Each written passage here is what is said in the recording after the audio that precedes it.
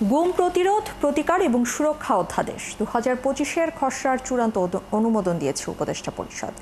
বৃহস্পতিবার প্রধান উপদেষ্টার প্রেস সেক্রেটারি জানিয়েছেন, এর ফলে গুম হওয়া থেকে সুরক্ষা পাবে মানুষ।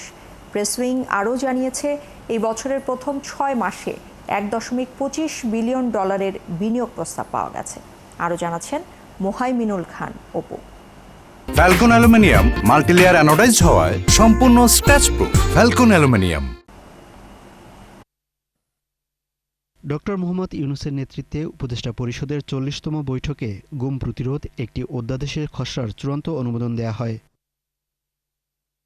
পরে প্রধান উপদেষ্টার প্রেস সচিব জানান, এই অধ্যাদেশের ফলে দেশের মানুষ গুম থেকে রক্ষা পাবে।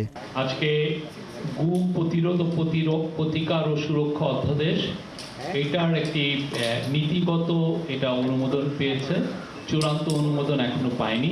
বাংলাদেশে যাতে আর কোনো দিন কোনোভাবে গুম যাতে না হয়।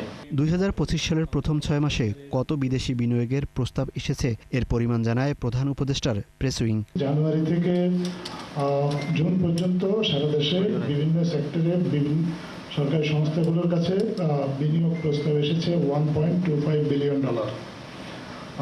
এর মধ্যে আপনার $700 মিলিয়ন হচ্ছে স্থানীয় বিনিয়োগকারীরা এই বিনিয়োগ প্রস্তাবটা দিয়েছেন, 465 মিলিয়ন বিদেশি বিনিয়োগকারীরা দিয়েছেন এবং 85 মিলিয়ন বিনিয়োগ প্রস্তাব এসেছে যৌথ প্রস্তাবনা। উপদেষ্টা পরিষদের বৈঠকে অলাভজনক হওয়ায় নীলফামারীর চিলহাটি, চুয়াডাঙ্গার দৌলতগঞ্জ এবং রাঙামাটির তেগামুখ স্থলবন্দর বন্ধের সিদ্ধান্ত হয়। চিলাহাটি, দৌলতগঞ্জ, তেগামুখ স্থলবন্দর এই 3টা বন্ধ শাটডাউন হয়ে যাবে। অন্যদিকে সাংস্কৃতিক বিষয়ক মন্ত্রণালয় থেকে প্রতি বছর 17 অক্টোবর লালন সাইয়ের তিরোধান দিবস ক শ্রেণীভুক্ত দিবস হিসেবে উদযাপনের প্রস্তাব অনুমোদন করা হয়েছে।